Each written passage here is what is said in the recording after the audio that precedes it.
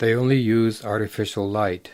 This is an immediate cost disadvantage because sunlight is free, and there are many existing buildings that have good windows or doors that can be used as light sources. Installing skylights in the roof is a more expensive possibility. If any of these operations succeed as businesses, they are subject to being disrupted by competitors who include natural light in their recipe.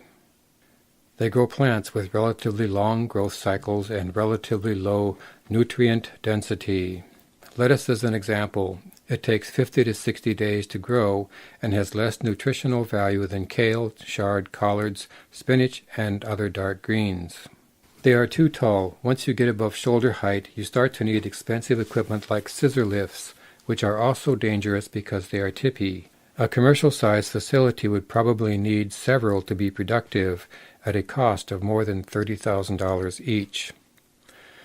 Scissor lifts do not have a lot of working area, so many trips up and down would be required to get work done.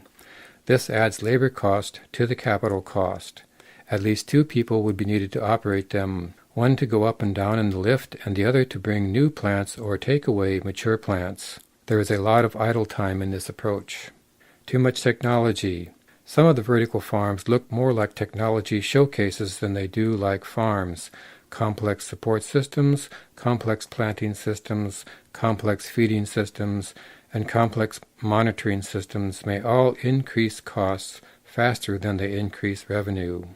They place too much emphasis on minimizing floor space. There are successful businesses that produce crops on 1 level, and cheap shelves can get you up to 5 levels. They place too much emphasis on reducing water usage. This is important in a desert area, but not everywhere. I live in San Francisco, where we get rainwater from a reservoir in the Sierra Mountains.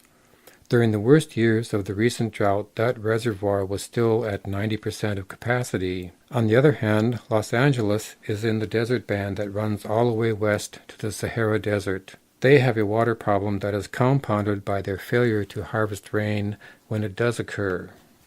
They place too much emphasis on distance.